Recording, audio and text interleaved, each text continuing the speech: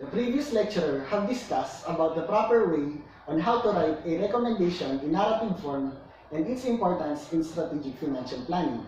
He also tackled about the different characteristics of an effective recommendation, which are constructive, specific, measurable, sensitive, and balanced. Good day, I'm Kevin Dave A. Casas, and I'm here to discuss about the sections of the financial plan, particularly the action plan and the Gantt chart.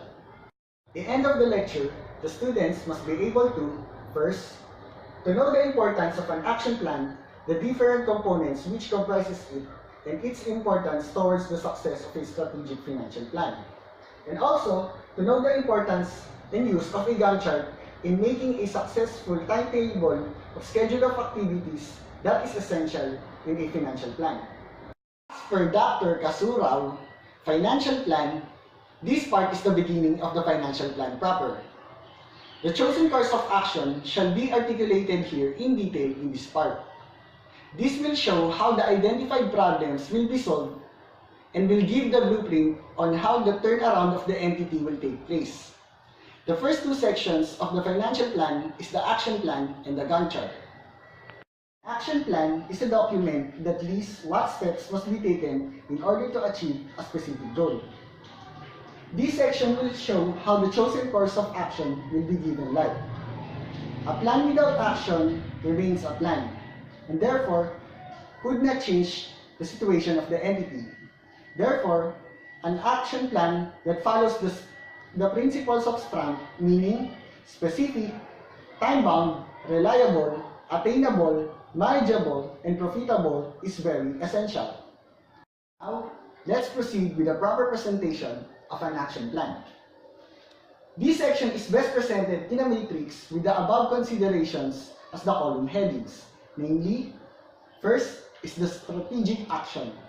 This contains the recommended ACA, or commonly known as the alternative course of action. Next would be policies. This is the statement of the policy that shall embody the courses of action based on the strategic action taken. The courses of actions are steps. This is the specific plan of activities that are undertaken in order to implement the strategic choice. It must be based on the actual practice and is consistently respond to the strategy. Next would be objectives, which sets the aim to accomplish for every course of action. This must be definitive and measurable. Next would be people involved. Pinpoints who will be involved, like positions and authorities in that particular step. This may be undertaken by a third party like the consultants. Next would be time frame. Consistent with the Gantt chart or PERT or CPM, this is the specific time or period that will be consumed in undertaking that particular course of action. Next would be cost involved. This will account the cost of doing that particular course of action in relation to the expenses involved, proportionate salaries, honoraria, consultancy fees, logistics, opportunity costs, etc. Details should be provided as part of the appendices. Next would be expected returns. The proponent estimates the yield or profit from implementing the proposed strategy. Next would be possible hurdles. These are the problems that may stand in the way during implementation. It must be identified and further be considered in the implementation. Next would be success indicators. You should go back to your set criteria.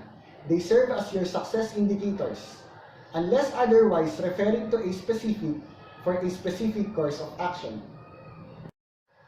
And lastly, the evaluating tools.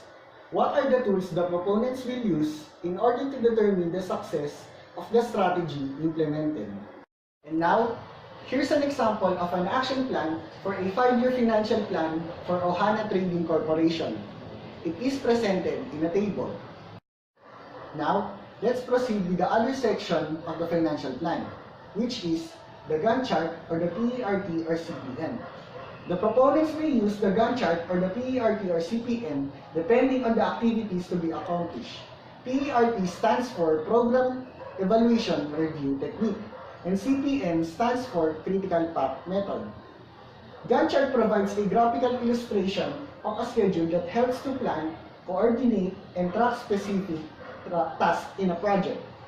Consistent with the course of action, under the column of time frame, this will show the table reflecting the detailed schedule of activities in the implementation. It must be realistic in terms of time of completion, doability, etc.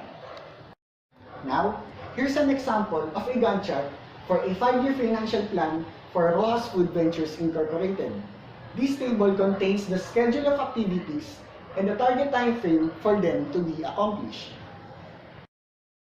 Now, for the creation of the Gantt chart, here's the proper way on how to do it. First, the schedule of activities. Management appraisal of the proposed cost cutting to the target time frame or starting date of January 9, 2018. And its end date is January 12, 2018. So as you can see here in our Gantt chart, the dates January 1 to January 12 is being highlighted or black simply because this is the target time frame for it to be accomplished. Next would be the evaluating the employees to be terminated. It is scheduled on January 15 to January 19 of 2018. So also, it is seen here that it is highlighted on the said date, and so on and so forth until to the last schedule of activities, which is evaluation of the action, which is scheduled on February 13 with the starting date and the end date of February 17, 2022. Here. Now, let's proceed with the PERT chart or PERT chart, or also known as the Program Evaluation Review Technique. So, there are two rules to create a PERT chart. First is, task activities are represented as arrows. It is also known as activity on arrow diagrams, simply because the said activities is laying on the arrow itself. Then, milestone dates are represented by nodes. This is an example of a node. So, for the example of one activity, here is node 1 and 2, which has the following activity of collect project data, and it takes 1 day to accomplish it. Then, for node number 2, which is submit project report, this is an indication of it takes 1 day to collect the project data before doing the second step or next activity, which is to submit the project report. Earlier, I have discussed about the one activity which is presented in a PERT or PERT chart. Now, let's have an example of multiple activities for a PERT chart or PERT diagrams. So here is the single start node. Then, the other node is a representation of the next step to be accomplished or activities.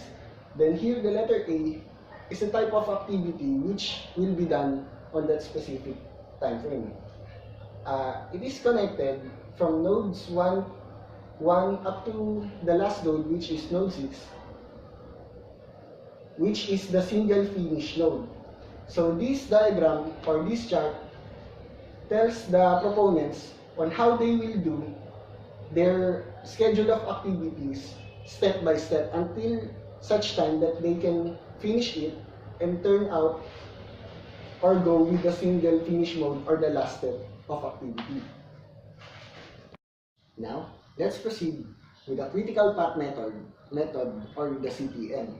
So here, in the critical path method, these are the values that are needed when doing it.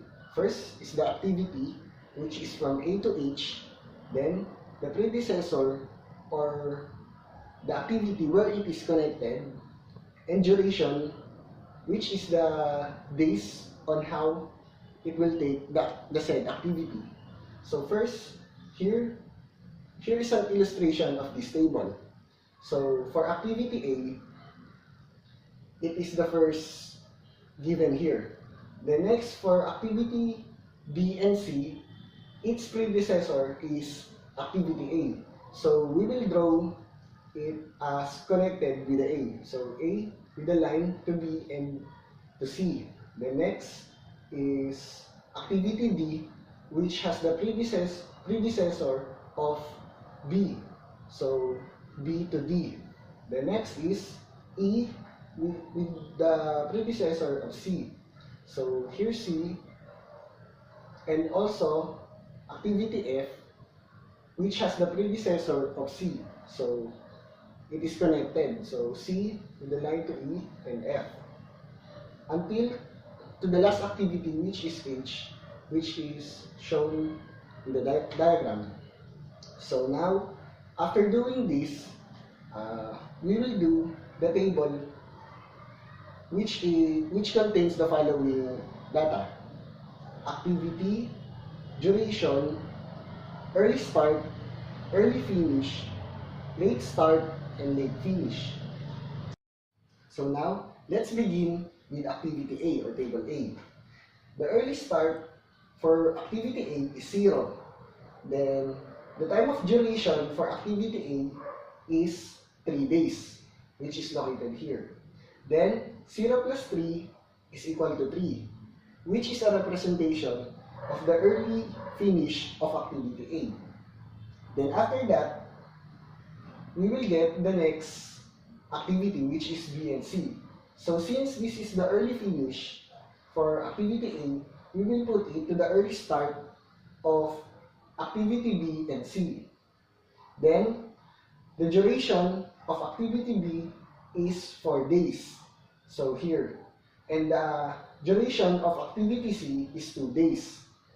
So 3 plus 4 is equal to 7, which is the early finish for activity B.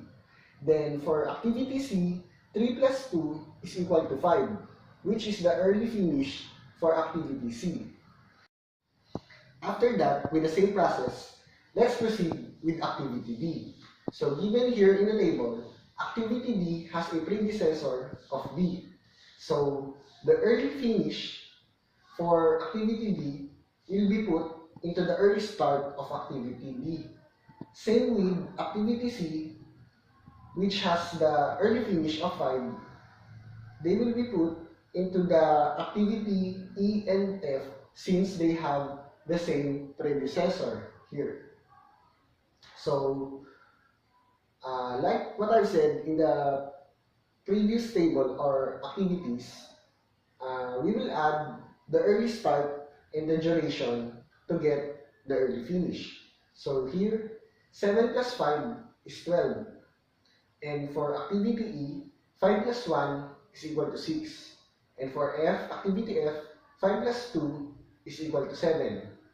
So the next scenario or case would be different since activity G and H has two predecessors, which are, for activity G is D and E. So here is activity G and here are its predecessor. So when you encounter this type of scenario, all you need to do is to consider the larger value of the said predecessor. Like here for activity G, its predecessor are D and E, which has the value of early finish of 12 for activity D and 6 for activity E. So between 12 and 6, 12 is the larger one. So this early finish would be put into the early start of the next activity, which is G. So for activity G, early start of 12 plus the duration of 4 days is equal to 16, which is the early finish. So lastly, for activity H, since it also have predecessor of 2, which is F and G, we will do the same process. So between 16 and 7, which are the early finish, we will choose the number with a larger value. So between 16 and 7, we will choose 16 as our early start for activity H. Then 16 plus the duration of 3 days is equal to 19, which is the early finish of activity H. So since 19 is the early finish, it would be also our last finish, or LF. Then, earlier, we do the adding of values to get the early finish. So now, in getting the late start, we need to subtract the late finish by the duration in order to get the late start. So, 19 minus 3 is 16. So, this 16 will be our late start. And we will put it as the late finish of our activity G and activity F. So, for the next step, 16 minus 4 is equal to 12, which will be the late start for activity G. And for activity F, 16 minus 2 is equal to 14. So, after this, as we can see, activity E and F has the same predecessor, which is activity C. So between activity E and activity F of late start, which is 11 and 14, unlike what I have said earlier, in this part, it is the opposite or the other way around.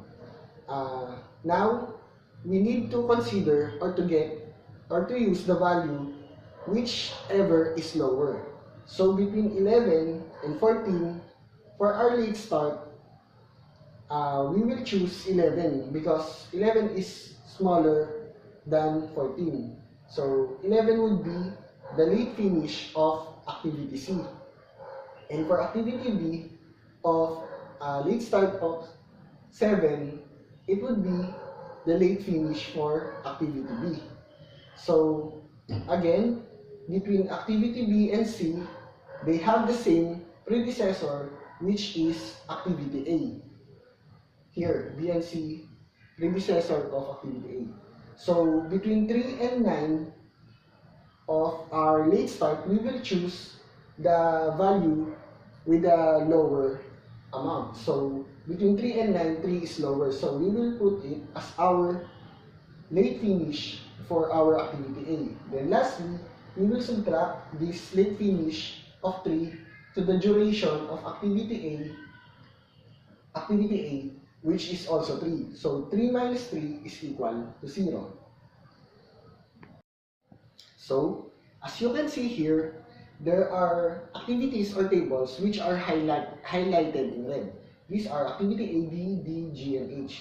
So, this would be our critical path method. So, when we say critical path, this contains, they have the same early finish and late finish. So, as you can see here in A, they have the same early finish and late finish of 3. In B, which is 7. In D, which is 12. In G, which is 16. And lastly, in H, which is 19. So our critical path would be activity A, B, D, G, and H.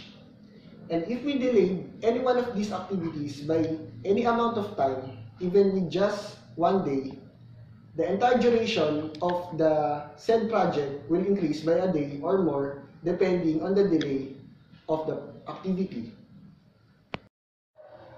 In a nutshell, the action plan and the Gantt chart are both essential in making a successful strategic financial plan. These are indicators on how you will execute your chosen course of action and time-bounded goals. And also, it is a measurement of how much work output you've already done based on your target time frame in achieving your plans. An effective action plan must follow the strong principle because it is necessary and connected with the Gantt chart that follows proper observation of time. And lastly, Here are the list of my references. Thank you.